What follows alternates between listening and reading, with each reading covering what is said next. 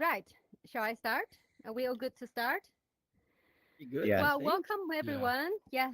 And welcome everyone looking at us on YouTube, wherever you're located. Welcome to join us in this very special room. And together with me, we have Mel, we have Beatrice, myself, Sylvia, Mavi, Doron, and Anotet. So I'm going to leave the task to introduce themselves to kick this panel start. So can you please all introduce yourself, but also importantly, where physically you are located at the moment? Mel, do you want to kickstart, please? Yes. So thanks everyone for coming. I'm Mel Slater. I'm at the University of Barcelona, and I'm physically now located here in Barcelona. And I look forward to this interesting discussion. Beatrice? I'm Beatrice de Gelder. I'm physically located in my lab here in Maastricht University in the Netherlands. Right, I'm Sylvia Pan. I'm physically located in London, UK. Mavi? Hi, I'm Mavi Sánchez-Vives, and I am located in Barcelona at the Institute of Biomedical Research, August P. Sunyer. Hi, I'm Doron Friedman. I'm now located in my office in Reichman University in Herzliya, north of Tel Aviv. That's in the Middle East. Anatole? Hi, so I am Anatole Lécuyer, and I'm currently in France, in the west part of France, in Brittany region, in my laboratory office at INRIA, the French National Research Institute in Computer Science. Hello, everybody. Brilliant to see that we're all physically populated in various places, but virtually we really feel that we're together in this metaverse. So my next question is, what is your definition of metaverse? And maybe you can also give us an example of the most powerful experience you've ever had with VR or AR. Who wants to start? Okay, I'll start. So for me, the metaverse is like a bigger version of this, much bigger, where many hundreds of thousands of people can simultaneously join. But not only that, but can carry out every day. I mean, we've had this kind of thing since the 1990s, where multiple people can enter virtual reality simultaneously. But what's different is that in the metaverse, there'll be mixed reality, augmented reality. People can carry on activities there, like shopping and stuff like that. So it's a much more grand version of this. I could say a lot more, but there's we have limited time. So I'm going to actually give two examples of things that really impressed me in virtual reality. So the first one, actually, it wasn't in virtual reality, it was in augmented reality. During the lockdown, I was learning something about how to program the Magic Leap device, which is an augmented reality device. And while I was testing, suddenly there was this huge elephant in my living room, and it went up on its back legs like this. It went up, and I was really terrified, much more than I've ever been in virtual reality. And I think it's the brain says, I'm in my physical reality in my living room. I could see the living room through the augmented reality glasses, and suddenly there's a really realistic looking elephant here in the room. So this was really impressive to me. The second example is more mundane, but maybe more funny, is that every day almost I play table tennis, ping pong in the Quest using a game called 11, and it's very realistic. And one time my opponent, who's this very insupportable cat-looking creature who's always very self-satisfied, passed the ball just over the net, and I thought, okay, I'm going to get this, and I leaned with my hand heavily on the table and fell flat like this on the ground, forgetting, of course, that there's no actual table there. So it was actually, I was on the ground laughing. It was a very funny lesson, but it really proves the power of presence. Thanks. Brilliant. Yeah, thank you. Okay, I'll go next. Oh, okay, sorry, Beatrice. Okay, inshallah.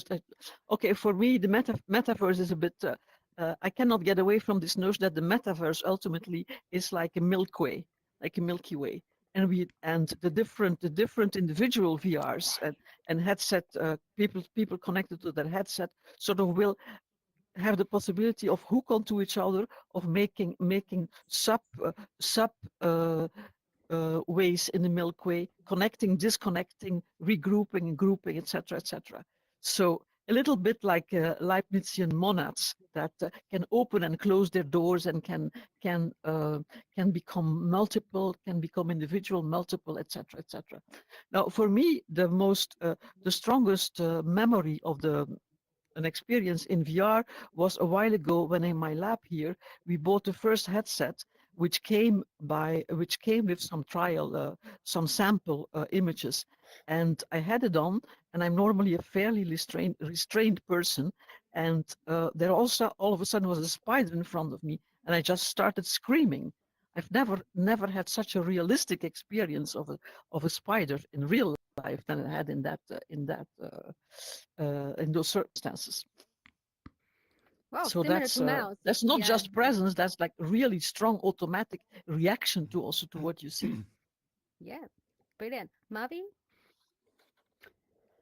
Well, for me, I will give a more restricted version of what's for me the metaverse. Mel has made a good description at a very large scale, but in my case, I work in a biomedical institute close to a hospital, and I know for many years applications that have been developed by us and by others for training medical doctors, or for rehabilitation, or for providing different tools for doctors, patients.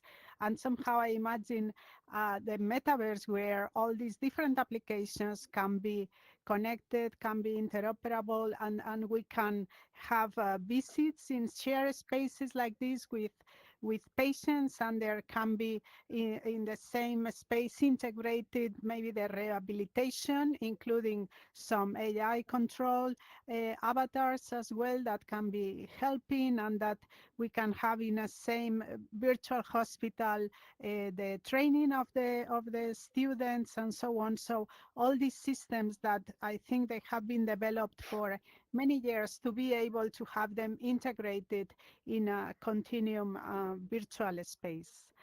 And regarding the experiences, I would like to say an experience not so much in the virtual reality, but I would like to mention the memory of it. So right now we are in this shared space. We recognize each other, our avatars, and when I have done this in previous occasions, I have realized that when I think back on it, my memory is not the memory of being in a video conference or being in some kind of yes, a strange connection with the others, but actually I realized that my brain had this memory of a real space, of a real experience of being with the others. And I think it's qualitatively is a very different experience, the fact of having a real size body and being in a shared space with the others. Somehow your brain stores it as a memory of a shared experience, which is far more intense and vivid than being in a video conference. Yeah, definitely. Yeah, I think it's really to do with spatially how we're distributed. I will always remember you were sitting here, Mel, and Beatrice is sitting on my left hand when I think about this. But then for Zoom meetings, I don't normally have that kind of memory. Brilliant point. Doron, would you like to give us your definition and example, please? Yeah, so first of all, this is already, for me, this is already good enough and interesting enough. The experience we're having right now, even though there's a lot of problems, and the avatars, especially the visual appearance and everything, it's already a very special experience in a sense. It's good enough to be called the metaverse. For example, I had a very long day today. I was teaching, I had a deadline to submit. So in fact, in the last few minutes, I was sleeping. And my avatar, I guess, especially if we had better graphics, but would look completely alive. So that's the interesting opportunities that we have. It's not just about not having to dress up for a meeting. Sometimes I sleep during meetings if I'm too tired, and then I say it's meditation.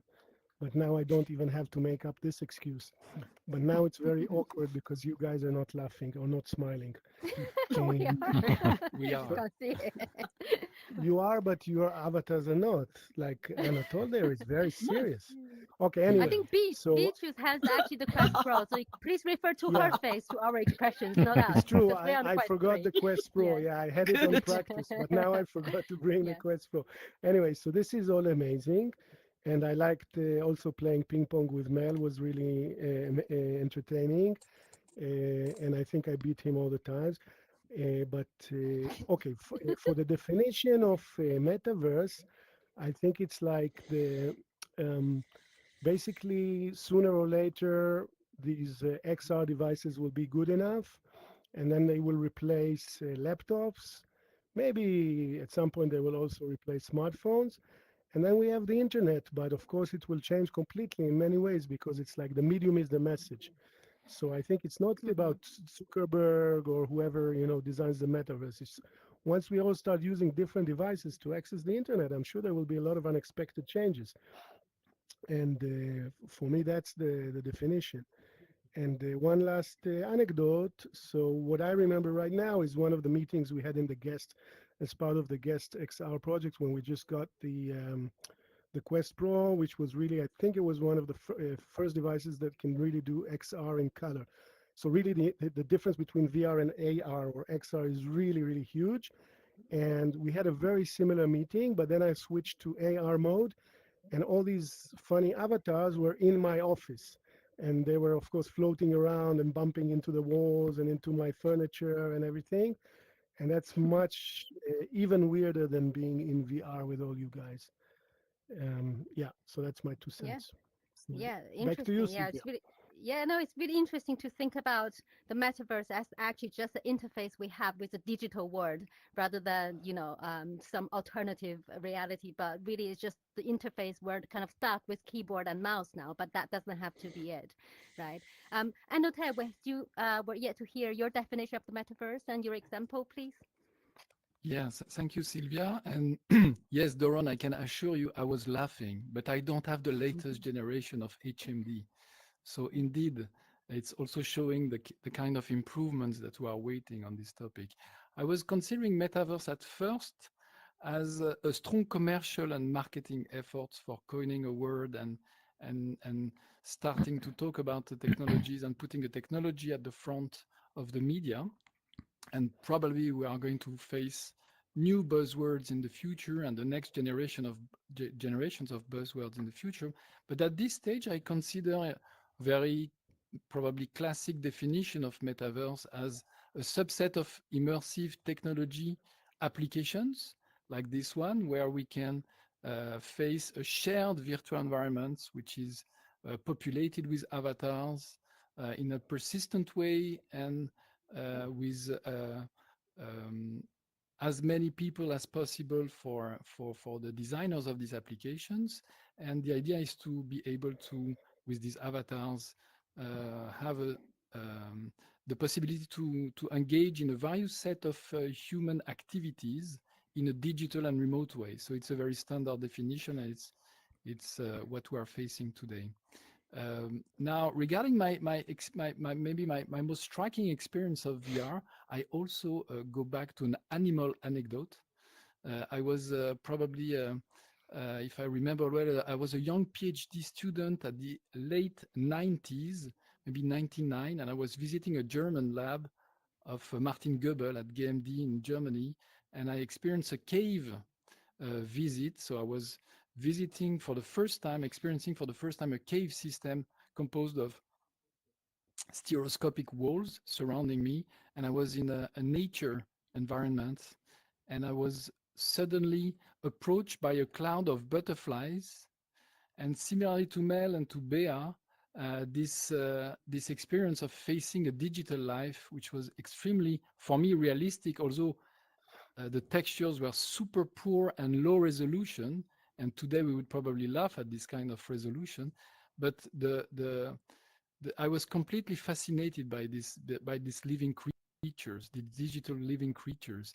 And after that, I removed my headset because somebody touched my shoulder and told me, "Hey, you have to to leave the place for somebody else. And I completely lost the notion of time, and this sentiment of loss of control and losing the notion of time was extremely striking for me. And I realized at this moment that this was really a very powerful experience and powerful technology. And I realized that I wanted to continue on this path for my career and my academic career after. Brilliant for That's sharing it that for me. story with us. And I think, yeah, it's so very touching stories, be it the elephant or the spider or the butterfly in the room, or it's to do with memory. We really have seen how Metaverse has progressed in the past 20 years or so. I think most of us probably start something like 10, 20, for Mel's case, 30 years ago, right? So I think we can confidently say that the kind of research we're all doing is kind of continue to define the future of Metaverse. So my next question is really, what research are you doing at the moment in relation to the Metaverse, and what is the impact it is having on us or will have on us? And it, for some of you, even I'm going to push you to also answer the question, given the recent regulatory changes, do you think what you're doing is even still legal, right? Especially the involvement of AI. Who wants to start? Do we do the same round starting from Mel? Sure. Maybe Doron first. Yeah? Okay, Doron, please. Why did you wake me up, Mel? No, it's fine. So yeah, as part of the so in the last 5 years, I switched. We actually before that, I was our expertise was in brain-machine interface integrating with VR, and then I realized that this is probably not going to be quite popular in my lifetime because there's many challenges with brain-machine interfaces. But on the other hand, there was tremendous progress with AI and deep learning. And as my PhD was in AI, I switched to this field. So now we're really fascinated by, all kinds of things we could only dream about when we started doing VR, such as having, conversations, virtual agents that understand language, body language, automatically generating content. All this was things that I think I dreamed about many years ago, and many others did. And things like automatic storytelling. And now it's like with a breakthrough in AI, it's become much more feasible than I even thought it would be. So that's what I shifted my research and most of the lab 5 years ago. And in the last 8 months, we had this terrible war going on here in the region. And so we are actually following up on research that we started earlier, which is to do with mental health and prevention of PTSD. And it's really, really impressive for me how this is already not a gimmick. We have people training. So again, without getting into details and international politics, there's a lot of people, not only in Israel, in the whole region, I guess in many parts of the world, there's a lot of suffering. And there's a lot of need for mental health caregivers. And even in COVID, we started because we realized there's not enough people to provide help. And so there's a lot of need for training a lot of people. And it's really proved to be efficient to use virtual patients in VR, where you do this training and you learn all kinds of practical clinical skills. And you don't just learn it theoretically. You put on the VR headset and you practice with a virtual patient that uses AI. And with young people, they say that now they feel much more confident to meet real patients after a few sessions. So this is one of the things we're focusing on these days. Mavi, do you want to follow on that? It's quite related to your area, I think. Yes. So very briefly, I can say that I'm a neuroscientist, and my work in virtual reality started being related with sensory processing and perception, and this took me to the study of embodiment. How do we perceive our own body? And over the years, this study of how do we feel a virtual body like I have here as our own has taken us to more practical applications in rehabilitation. On the one hand, on physical rehabilitation, We use virtual bodies in order to do physical training, to try to reduce pain, to improve neurorehabilitation of patients, and also a bit of a different type of rehabilitation, which we could call behavioral rehabilitation or empathy training, or basically to use embodiment in order to be able to take the perspective of the others, like for example for an aggressor to take the perspective of a victim, and by doing this being able to have some kind of implicit learning about how it feels to be treated, for example, with violence, with verbal violence, with threats, and in this way to be able to help people to reduce violent behavior. So this has turned out to be a very practical tool for therapists that can use it in environments like prisons, where there is obviously people with a history of violent behavior that can take advantage of these programs that give them a different perspective that can help them in order to change their behavior. So psychotherapists use these tools with the users, and they can be in virtual reality and learn to have behaviors that are less, they are non-violent. So this turned out to be a very useful application of embodiment. There are many others in different areas of psychotherapy. Amazing. It's great to see, you know, with kind of this novel interface of VR, we're able to have therapy that we just wouldn't be able to otherwise. And now with the help of AI, we can actually have this kind of therapy scalable, so we can use it for, you know, much larger number of patients and more people can benefit from. Maybe we can finish this side of the room. Anatol, do you want to add on to that? Yeah, so in our lab, we are working mainly at this moment on trying to improve the interaction with the digital content of the metaverse or the virtual environments. So our intention is to drastically improve the way we can physically, for instance, interact with the objects and be more effective at doing some interactive tasks during a VR experience. For instance, if I want to catch this microphone, if I want to just wake up and to stand up and to walk for a few steps, probably it's going to cause a lot of problems in this simulation, and it's going to be very unrealistic in terms of sensation and interaction capabilities. So our intention is to try to improve this and to investigate different ways to improve interactions in virtual worlds, either with the content, with the others. We are exploring different ways to do that, like using brain-computer interfaces, like Doron just talked about, and using also haptic technologies. So it's one of the main line of research of our team, working on these technologies which enable to simulate force sensation and tactile sensations to increase the realism of the interaction, to favor some good achievement of some task, and we are so the second part of the question is super interesting also. It's the fact that is it legal now to work on these topics?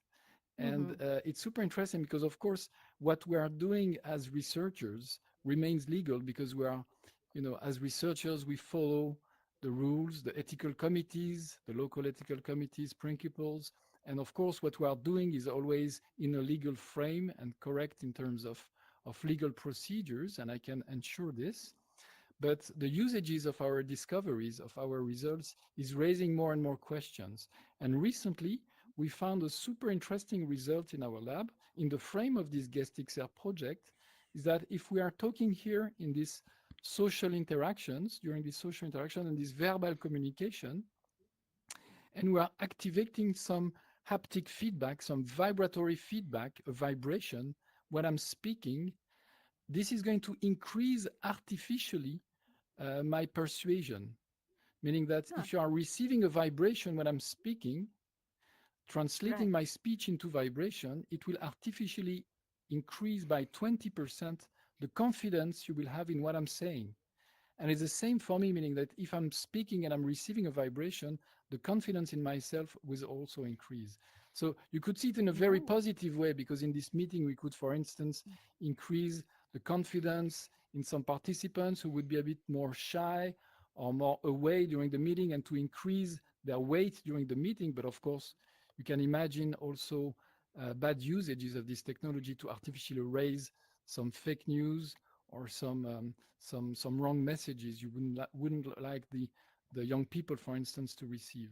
So today, I think we are facing in this field more and more ethical concerns about the potential usages of our results, and it's also something we have to consider in our research also at the moment. Yeah, definitely. Manipulation, basically, yeah, is something we ought to be very aware of, especially now with the power of AI. Whatever you were able to do is going to explode, grow exponentially. That's definitely an ethical concern. Beatrice and Mel, do you want to Sure. give us example of your research? Yeah. Very quickly, we don't have that much time left, I guess. Mhm. So my lab here has always been working on body perception. So issues about embodiment, as they were raised with the increase in power of virtual technologies, are of course very, very interesting test cases. What does embodiment mean? How much embodiment does there have to be? Does it have to be multisensory, auditory, tactile, etc.? So also, but also that's one thing. But of course, also the VR technology now suddenly allows us to raise fundamental questions and address them experimentally about social interactions. I mean, what is the basis in the brain? Why is it that our brain continues to have this very, very strong feeling that we are all present around this table? It's of course, it's the voice, it's augmented by the whole body presence, by the whole body movement. And that's now becoming very, very realistic. And it allows us to do experiments that we could never do before, because you cannot like do 50 repetitions if you want to do an fMRI experiment of somebody else attacking a person, things like that. And virtual reality also now gives us a tool to understand what the inbuilt possibilities are of the body. Like my left hand now here keeps pushing my right hand down because I want to grab that cup. It's very strong. It's very strong, like affordance of that cup. That cup wants to be grasped, and so those are I can explore now all the inherent sort of possibilities, tendencies, and opportunities that my real body movement gives and conveys into a virtual reality in ways that we could not do before. We could not do this kind of realistic experiments before. Yeah, no, there's lots of in terms, I want to quickly raise one issue related to your legal comments about legal. We do some work on recognition of emotions, and of course that's becoming increasingly complicated legal issue. And there is a lot of stuff in the literature, in the popular literature, about will they recognize my emotions? I want to hide my emotions, etc. And we should at one point address that. To what extent this is like really an overrated and a misrepresented claim that emotions are that easy to reproduce or to falsify or to convey. Yeah, exactly. Normally you have a percentage of what emotion that is and how seriously should we really take it. If 51% actually is meaningful in any way. Yeah, very good. But the more we understand that, the more we can sort of counteract fake representations of emotions. Yeah, brilliant. Yeah, really, really interesting of using VR actually as a tool to study neuroscience and study our own kind of mind and body connection. Mel, would you like to talk about so this project actually started from the idea of the metaverse as the Wild West, because if you go online and you just type in metaverse harassment, metaverse sexual harassment, this kind of thing, you'll find many articles of people who've reported that kind of thing. So the idea of this project is that we would explore how we can have online immersive virtual meetings in virtual reality or augmented reality, but have an underlying AI agent who would be able to not control, but be able to nudge the meeting in directions that it can reach its objectives. We do have such an agent in this meeting, but it's not AI, it's Sylvia here. She's she's playing that role. So this was the idea of the GuestXR project, and we're working on this, and Doron is doing the AI, and ourselves and others in the consortium are doing the like this part of it, the VR part of it, and Anatole is doing the doing the haptics and so on. So this is this is one thing we're working on. But I'd like to give another example. We also have another project called Environmental, where the idea is to use virtual reality, let's say the metaverse, in order to explore people's responses to climate change. And as Bear was pointing out, you can do things in virtual reality that you just can't do in other ways. So we can give people experiences of how climate change is going to affect people in their everyday lives, measure their responses to it, look at their mental health aspects, and so on. So I think that the metaverse, the idea of the metaverse, of course, the virtual reality has been around a very, very long time, and I've been involved in it a long time. So for me, the metaverse idea isn't anything really new, but it has many, many very positive aspects. The legal question is very, very, very worrying in a sense, in that, you know, if you use AI in or not virtual reality, let's imagine you have a virtual counselor who's helping you overcome some problem. Because if it's controlled by AI, this may be illegal, because even if the outcome is meant to be positive, you're still not supposed to use AI to nudge people in certain emotional and so on directions.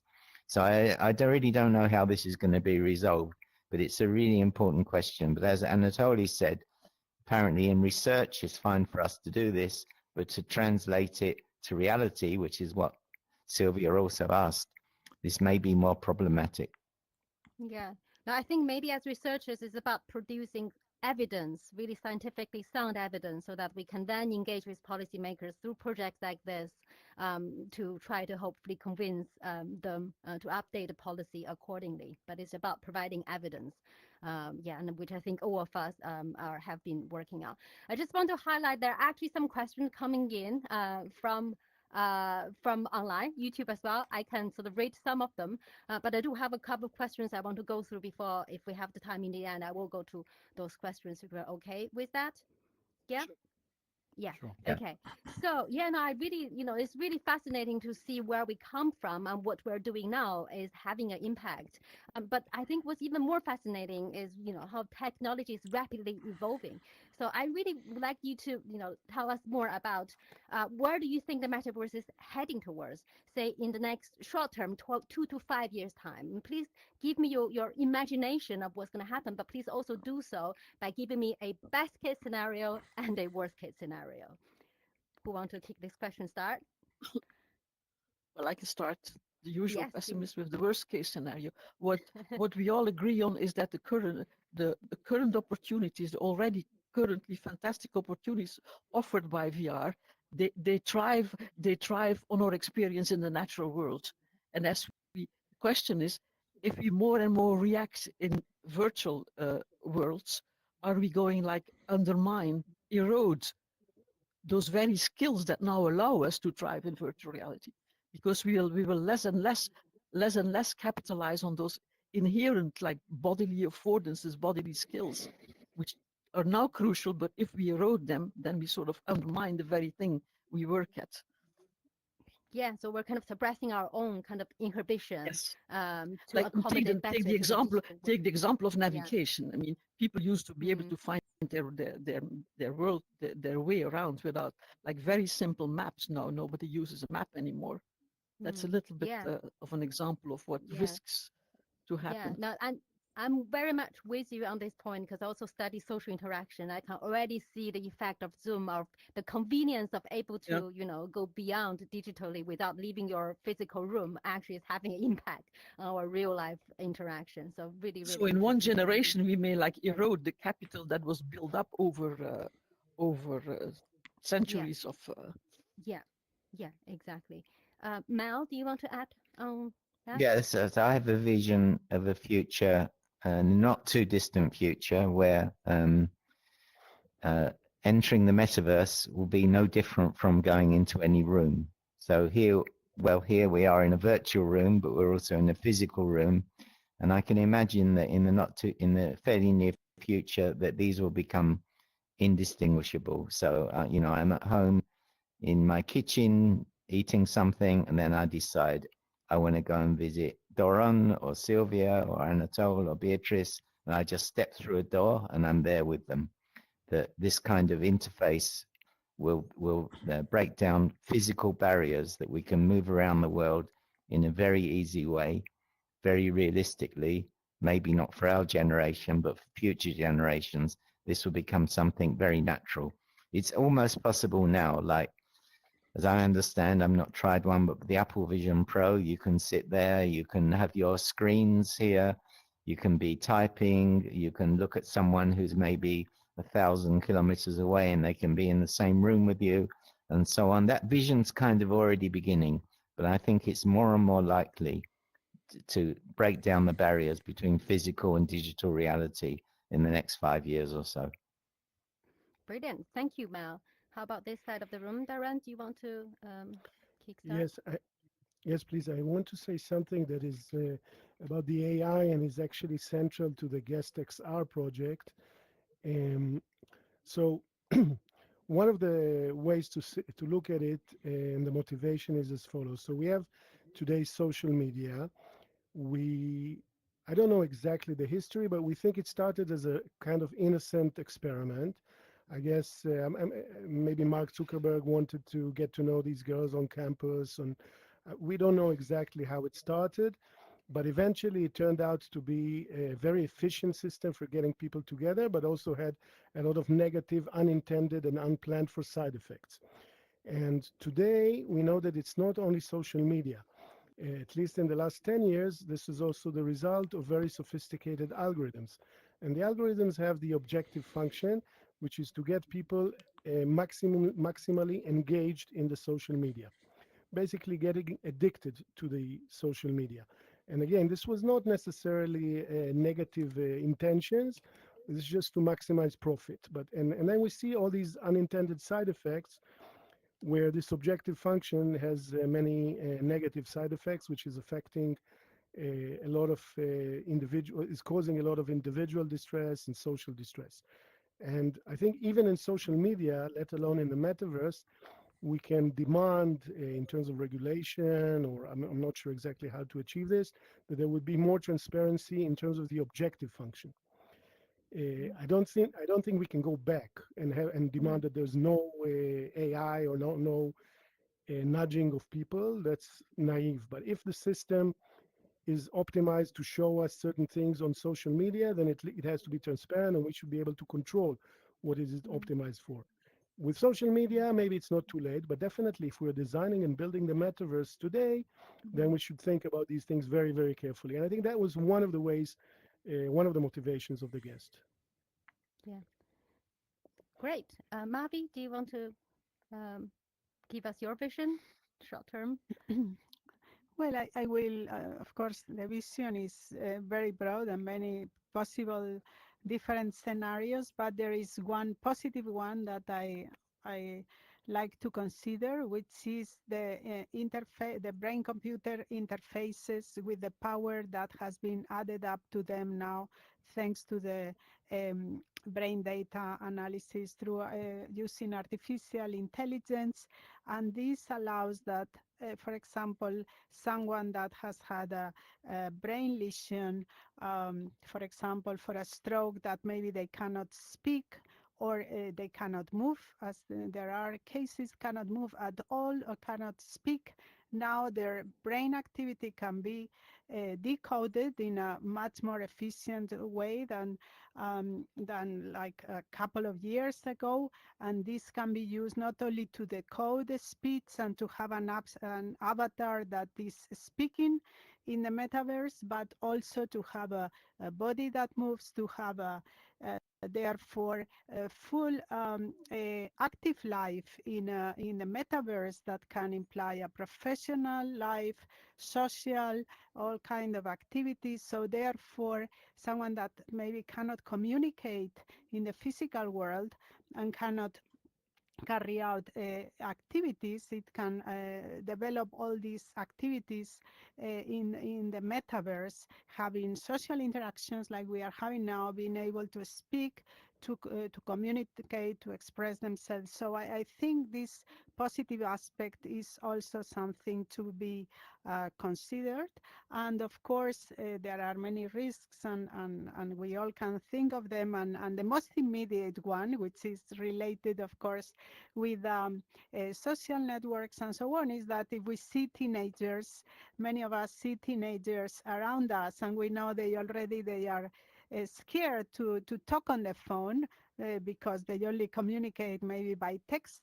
So we can imagine how if they get used to communicate or to be with their friends only in spaces like this, maybe they are going to be more and more reluctant to meet other people in the real world, or to show the real aspect, the real face, their body. And so therefore is going to add up additional complexities to social relationships, apart from opening many doors. So even when it has to be thought through very carefully, as Doron was saying, also there is always unexpected uses, unexpected positive possibilities, and also probably other risks that we cannot even envision, even if we spend many hours here thinking them through.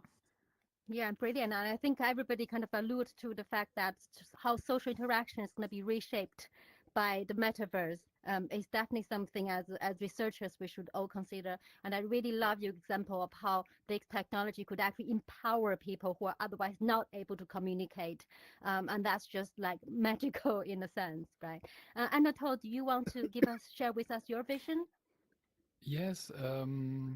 So it's always a little bit difficult to look in the crystal ball for a researcher. It's not a very easy exercise, but and especially looking at 5 years might be a little bit short for me. It's my impression in terms of strong breakthrough or strong disruption, but you never know in this field.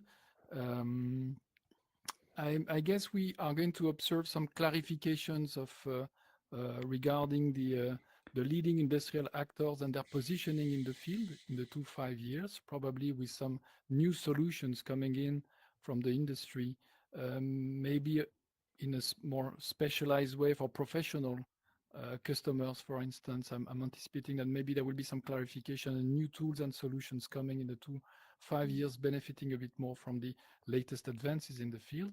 Then regarding the advancements, probably in my field, regarding the technologies and especially the interaction technologies, we notice that there is an evolution currently which could probably reinforce in the next years in trying to embed more and more physiological sensing in the system. So probably we are going to see more and more headsets, VR systems, embedding physiological sensing from the user and extracting more and more physiological data that is going to be mixed after in the system. That's probably one thing I would mention here. Yeah, so more exciting hardware. I think we already see the capacity of eye tracking and lip tracking as well. Just keep in mind that behavior tracking sometimes is as effective as physiological tracking. Really, really interesting. So I have my last question before we, if we have time, we can look at online questions. So I wanted to actually start this question by saying that this year is actually the year I have been working 20 years in virtual reality since I met Mel when I came to London in 2004, right? I mean, I just want you to kind of all start in your memory how 2004 was like. There was no smartphone. We had a cable system, which, you know, the headset at the time was like huge. We can barely wear this for more than 2 minutes without breaking our necks, right? So my next question is, why don't we now look into the future a bit further ahead? What do you think will be the best and worst case scenario you can imagine 20 years ahead? Who want to start? Give us your really vision. Yeah, how will 2044 be like? Yeah, should I start? So Yes, please. something I would really like, which may be possible in this time frame, is that, for example, there's one person who couldn't come today because they had mixed up the time of the meeting and they had a meeting clash. And I'm like this all the time. I have clashes in my calendar. I have to be in many places simultaneously. And this is actually something we did some work on a few years ago. I would like the beginning of a week to have my bunch of male avatars and say, you go to this meeting, you go to that meeting, you go to this meeting, and so on. And at the end of the week, they all come and report back to me. We have a meeting and we discuss what was discussed at all these meetings. And I don't have to go to any of them. I can go swimming or something like that. So this is my positive case. My negative one, and so as I said, we actually did an experiment on something like that a few years ago. And I think this is becoming increasingly possible. Like even today, somebody, maybe Mavi, sent me an email or a news article where an AI had attended a meeting and gave a really good report on what happened at that meeting. So it's becoming more and more possible. Maybe 20 years is too long. Maybe this is going to happen very soon. So on the other hand, I could be walking through the metaverse, and as I'm walking through the metaverse, somebody comes over and says, this reminds me of my time when I was in Cuba. I'm walking through the metaverse and somebody comes over and says, my grandma makes really fantastic meals. Would you like to come to a meal tonight in such and such a place? And no, go away. I walk a bit further and somebody else comes over and says, oh, I hear you work in research. Can you give me a job in research? And so on. And I'm walking along all the time. I'm bombarded by these avatars. And of course, some of them may be real, but most of them are not going to be real. And I'm not going to know the difference between what's real and what's not real. So the intrusion, if the metaverse happens in the way that some people are predicting, and we live our lives in it, we have to have boundaries. We have to have the ability. And by the way, you can only switch off all these avatars approaching all the time if you pay. So I want to make sure that our lives remain sane, that we're not in the metaverse bombarded all the time by virtual characters who are driving us crazy to do this, that, and the other. My last one, very brief one, is the movie Surrogates, which was around 2009 with Bruce Willis. So possibly the worst, or maybe the best, I don't know, is that we spend all our time in bed. We're attached to a brain-machine interface. We do nothing, just in bed. And our bodies, our virtual bodies, and robotic bodies go out and interact in the world with others. So humanity gradually shrivels away physically and mentally, while the world is taken over by our avatars, which are intelligent and do everything for us. Yeah, I think there'll be lots of different versions of a future we can imagine. Some are quite dystopian. Yeah, so we all have to, contribute actively to, make sure we're heading towards the correct direction. I would love to go to send my proxies to attend meetings, but my fear is that my students will also send their proxies. There will be just a meeting between two AIs. But as long as it's happening now, where the students write their essays using ChatGPT and the teachers grade them with ChatGPT.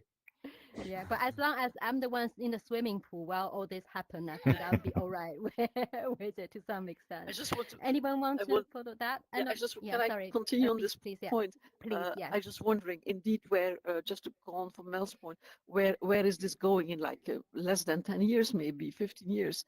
That now we are sitting here, or real avatar, or real body is in our respective places, or avatar is here, but we still speak through our avatar, right? So you can imagine that these avatars become more sophisticated, not just by having added a tactile, auditory and smell, etc., but by also being programmed to say what they are supposed to say. We still speak out of free will and our own intuitions, but I can easily imagine, at least in theory, an avatar that comes fully loaded with the text for participation in a meeting. Yeah. So that the content of the meeting is no longer generated as part of the discussion between the people, but is like reloaded like a theater play that's been written already. I don't know by who, but yeah. And then of course we get to the next stage of what actually the point is of still meeting people. Yeah. If I have like a full thing is, sorry, go ahead. No, if the kind of the viewpoint, political, moral, whatever, practical, scientific is pre-programmed into the avatar. You buy not just the avatar, or you make the avatar, but you get a whole character. You get a whole agent. Yeah. Well, I mean, we could slide into any, all sorts of moral disasters, just not by even intention, just by, sliding, unintentional consequences. So I think Darren just used that And we word have as examples exactly of what that. would Like be. we have examples for that in the AI therapist is of course already a good example. I mean, you can buy, sort of metaphorically speaking, an AI therapist that comes fully loaded with the typical analytical or psychobabble therapy talk. Yeah. I think the scary thing really is if we're replacing lots of real life interaction with the ones on the metaverse, it's really, really tricky for us to even tell if the person we're talking to is a real person or is an AI, because at some point it will be not possible to tell. And that, I think, is a real challenge for us, whoever is working in this space. Anybody on this side want to start? Well, yeah, Anata has his hand first. Yeah, sorry. Yeah. Okay, yeah, I was to continue on this idea of how we can project ourselves in 10, 20 years about these technologies. There is this scenario that we are going to invent an ultimate display, to take a very famous word in the community, which was coined a long time ago by Sutherland, for instance. This ultimate display would be, for instance, in 20 years, enabling to display in a very seamless manner real and virtual environments, to be able to interact with virtual and real content, also in a very seamless fashion, and to achieve a very wide range of activities and tasks in a very fulfilling way. So an ultimate display, an ultimate 3D interaction device, which is our equipment, which could probably complement this display. Maybe there would be like a family of displays for a different range of tasks. And this scenario actually could be the worst one, right? Because if it's super effective, if it fits in every living room, in every room for every person in the world, you can imagine the cost for the planet and the environmental impact for this in terms of materials, hardware we're going to use, energy behind to fulfill and to fill the applications behind. So this actually might be, in a paradoxical way, the worst scenario. So what would be the best scenario would be probably to collectively engage more in the reflection about where we want to go, what kind of future we want in terms of technologies and usages and sharing of this technology among people and for which purpose. And probably not only the industrial actors, but all the other actors, the states and the citizens also have to take a role in this reflection. So maybe this would be the best scenario, right? We are deciding all together for the future in terms of technologies and this usage. Yeah, no, definitely. Or in terms of the impact on sustainability and accessibility, these are the things, I guess, there are research communities, I guess, we can engage with who actually focus on these points. But very, very good point. Darren, do you want to follow on that? Yes. First of all, I want to share with you my current feeling, which is that it makes complete sense to be in this room with all of you, and I know all of you, and to talk to you. But in fact, I'm sitting in my office alone with a stupid thing on my face and talking to myself. So this is a very weird world that we're living in. And I really don't underestimate the potential of this metaverse to really change things radically. But I want to say a few words to get back to the AI thread and take it to a more post-humanistic direction. So quickly, so 2004, I submitted my PhD thesis, which was about automated cinematography. And I brought this citation, which I thought was really funny at that time. There was an interview with a British television producer, I guess from the 1990s, and they asked him in this interview, do you think computers will ever make movies automatically? And he said, yes, and other computers will go and watch these movies. So when I submitted this PhD, I thought it was very funny. And then less than 20 years ago, a good friend of mine works in Pixar, making movies for people. And then immediately he and his team or whatever, they are hired by some large technological corporate. And they tell him, no, it's a waste of time to make movies for people. Now it's all about synthetic data. And you have to make photorealistic movies to train these AI systems. So this post-humanistic scenario took place much sooner than I thought. So who knows? Maybe in 20 years there will be all kinds of avatars, talking here in this metaverse, and the metaverse will be also for them and not only for us. But this is just one thought. Yeah, very interesting but scary thought. Mavi, Not scary. I think not scary? people can be much worse than avatars. Trust me. Yeah. Mavi? Well, I would like to think in my natural optimism that this will be a tool and we should be able to use it as much as we want and take advantage of all the positive aspects. However, when we think in the very recent history of basically the last 15 years, how the smartphones have not only entered our lives, but to some extent taken over our lives, where people hardly dare to step in the streets without a cell phone, then we can think that really this technology, which is so powerful and so magical in a way and so fascinating, expanding our own capabilities, I think it will make it slowly through our lives, like the smartphones have done, and how the same way that the next generation already they can conceive how we could ever live without the smartphones. So I think this technology will also enter progressively our lives, and more of our activities are going to take place in this augmented reality and mixed reality, and is going to be natural for us, but of course also implies a number of dependencies. So somehow I see a competition between the real world and the virtual world. So of course, we can live in a very tiny room, but have a very fantastic virtual house. And this is a competition between the real world and the virtual world. So what is going to be better? Will people prefer a fantastic virtual house with very nice virtual people, or the real world where the room may be very ugly with very ugly views, or people are nasty, difficult?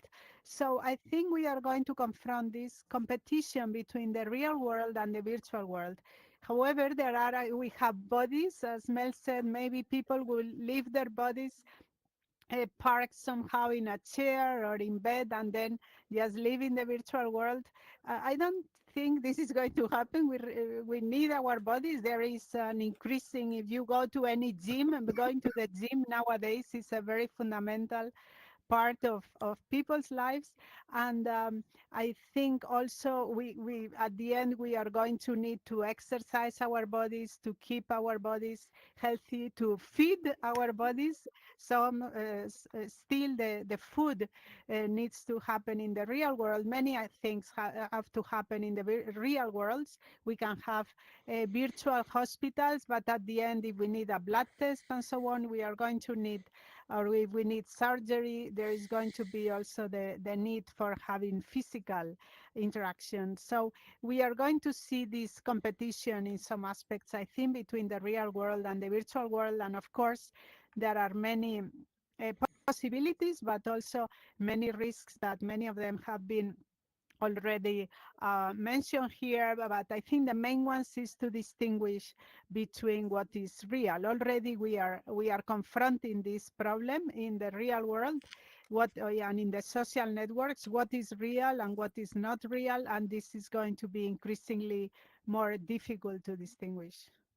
Yeah. We are going Really to be able to interesting. talking to people that maybe they are dead a few years ago, but their avatar Yeah. is very active and acting very nicely and making progress and learning. So it's going to be definitely complicated, or maybe it requires a definition of what is real. Yeah, no, that's definitely a philosophical challenge, and I really like the point you're making about us people prioritizing the virtual world over reality. But I think we do have something. It's not the first time we're experiencing it. I think we invented cars so we can travel, so we can actually, physically move less. But as a result, now everyone will go to the gym and exercise. So maybe that's how how social interaction is going to be shifted towards. We're all going to have our social life maybe on the metaverse, which is a lesser version. But then we're going to have some social club locally where we practice our social skills. I think that's entirely likely. So just aware of time, it is almost time. We said we're going to wrap up, but I do have some questions from YouTube. So do we want to continue, Mel? Just a few minutes, yeah. Yeah, just a few minutes. Also, my headset is running low. I might have to shift a little bit, so I might look a bit weird. It's just me putting my headset to charge, so I don't run out of battery. Yeah, like just give me 1 second. I can get a wire across. Sorry. Yeah. Okay. Now I feel empowered. Okay. So I'm just going to read some of the questions. So there is one. According to your perception, how do realistic avatars influence the sense of presence in VR meetings? I guess we're all fairly realistic today, but I guess No, we're we're always deep in the living. uncanny Yeah. valley. We are We're very, deep in very uncanny deep valley. in the uncanny valley. Yeah, yeah. No, I think it's okay for me because I know you guys, right? And I met you socially like that That's a big as difference, well. yes. Hmm. Because you see Yeah, that's as reasonably good approximation of how you know them. So I think if yeah, you want to do experiments on that, you would have to compare interactions with unknown people and with familiar people. yeah. That's a very, Yeah. very good point. So that will be basically shaped by familiarity I mean, as we well. thrive on a social capital that we have accumulated together over the years. But And we did that. We ran an experiment as part of GuestXR where we had groups of friends meet and groups of strangers meet, and actually the results of both on the emotional level and on the what do we call it, turn taking and things like that level, the objective level, the two types of meeting were quite different. So there is a difference between people who know each other and don't know each other. Yeah. Yeah. Okay. My next question, there's actually a word I don't know what means. What do you think of an XR that would not mimetically repeat reality? I guess, yeah, but create another format, more artistic or energetically, economically to interact with? Yeah, that's actually a very fair question. Anyone want to address that? Yeah, well, I can start. So it Yeah. is creating a reality which is very different from our reality, like an Yeah, I artistic think one. it's Yeah. exactly. I think Uh, it's why do we have to kind of simulate everything? It's realism really that important? Yeah, Mel, do you want to address Yeah, that? absolutely. I'm completely in favor of that. Of course, there's certain invariants, which is how we perceive that alternative reality, but even that actually can be changed. But I think there's no point only using virtual reality in the metaverse to simulate reality because we have reality. So I'm completely in favor of this kind of work. Yeah. Yeah, no, I've worked in a creative college, and we have lots of amazing applications from students. Actually, one was about creating a sensory room for people with autism to actually reconnect, and there's nothing real about the room, and yet it's populated with real world physics and everything. That's a very common experience. So blocking reality is definitely actually one of the application areas. Okay, another one. But currently, in all the biggest metaverses, users don't use realistic avatars and prefer something outside of realism for change to express themselves. Why be yourself when you can be anything? I think that might be a good question to wrap this up. Why do we have to be ourselves in the metaverse? What is your version? What is the version of your metaverse avatar that you think you'll be using in the next 10, 20 years? Yeah. Anyone want to go Okay. Well, first? it Yeah. can very well depend on the moment, on the activity. Yeah. It Mhm. has the of course we have the freedom to choose our avatars for a meeting like this, where as it was mentioned, we know each other, or we want to have some kind of professional meeting. We may choose to go with our realistic avatar, but maybe we can choose any other for other entertainment activities and so on. And I think this is a freedom that we cannot afford in the real world, and it's great and it's fun. Yeah. Yeah. Brilliant. I think on that note, I'd like to close this panel if that's all right, because I guess we'll have other things we need to get on in our real life as well. But it has been fantastic talking to all of you, and I look forward to meeting you next time, either in the metaverse or in real life. Thanks very much. Thank you. Sylvia. Thank you very Thank much. you, Sylvia. Yeah. Thanks, Good to Ramon, see for you. being Thanks the everyone. Thanks Ramon. camera And person, thank you, and thank you, Marina Marina, for for streaming it. she helped me tutoring the questions as well, because it was quite impossible for me to read and select the questions as well as listening to your guys' brilliant discussion. Right. Okay. We can stop the streaming now. Yeah. Are we stopped? Tell us when you've stopped the streaming. Vale, ya pueden parar el streaming. Okay, the streaming is off.